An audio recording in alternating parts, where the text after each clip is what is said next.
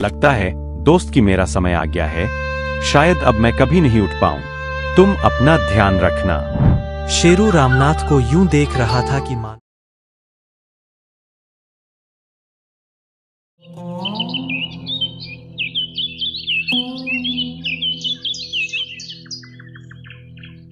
रमानाथ बहुत ही बूढ़ा हो चुका था। गांव में न तो उसका कोई परिवार था और न ही कोई खास दोस्त।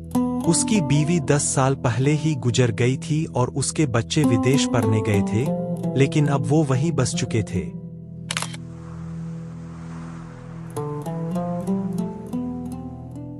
रमानाथ के पास पैसों की कोई कमी नहीं थी। उसके बच्चे विदेश से उसे पैसे भेजा करते थे। वहीं थोड़े बहुत पैसे वो अपने गांव की जमीन को पट्टे पर देकर काम लेता था।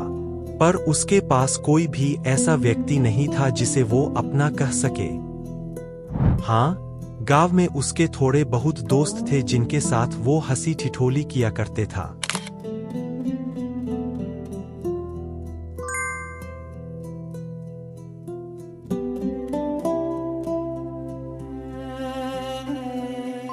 सर्दियों के दिन थे।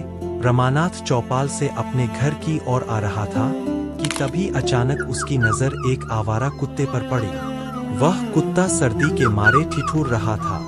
कुत्ते ने रमानाथ को बहुत ही उम्मीद भरी निगाह से देखा और कुं कुं करने लगा। रमानाथ से उसकी ये दशा देखी नहीं गई और वो उसे अपने घर ले गया।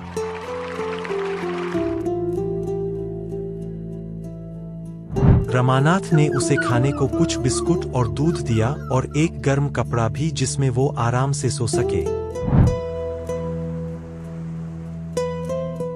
अगले दिन जब उसने कुत्ते को देखा तो उसकी हालत काफी ठीक थी। वह कुत्ता अब रमानाथ के साथ ही रहने लगा। रमानाथ जहां भी जाता वह उसके पीछे पीछे चलता, मानो जैसे वह उसकी रक्षा कर रहा हो। कुत्ते के इस लाड प्यार को देखकर उसने उसे पालने का निश्चय किया और प्यार से उसका नाम भी रख दिया शेरू। एक दिन रमानाथ की तबीयत काफी ज्यादा खराब हो गई। पूरे दिन वह बिस्तर से उठ नहीं पाया। कई घंटे बीत गए। शेरू कुछ समझ नहीं पा रहा था कि वह क्या करे। शेरू कभी रमानाथ के पास जाकर भौंकता, कभी दरवाजे की ओर दौड़ता। शायद वह मदद मांगने की कोशिश कर रहा था। सुबह से शाम ही गई, लेकिन रमानाथ अपने बिस्तर से नहीं उठ पाया। इस बीच शेरू पूरा समय उसके पास ही बैठा था। रमानाथ ने शेरू को अपने पास बुलाया और धीरे से उसके सिर पर हाथ फेरते हुए कहा, लगता है दोस्त कि मेरा समय आ गया है। शायद अब मैं कभी नहीं उठ पाऊं। तुम अपना ध्यान रखना। शेरू रामनाथ को यूं देख रहा था कि मानो उसे उसकी सारी बातें समझ आ रही हों और वह से कहना चाहता हो कि नहीं, मैं आपको इस तरह से नहीं जाने दूंगा। शेरू उसकी छाती पर वहीं सिर रखकर चुपचाप लेट गया।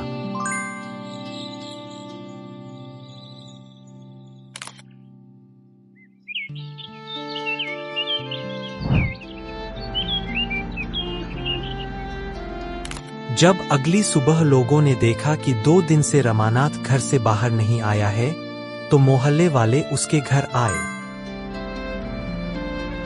घर में आकर हर कोई चौंक गया, क्योंकि रमानाथ की सांसें थम चुकी थीं। पर हैरानी की बात ये थी, शेरू भी उसके सीने पर बिल्कुल शांत पड़ा था। जब लोगों ने उसे उठाने की कोशिश की तो उन्होंने देखा कि कुत्ते की सबसे सांसें भी बंद हो गई है।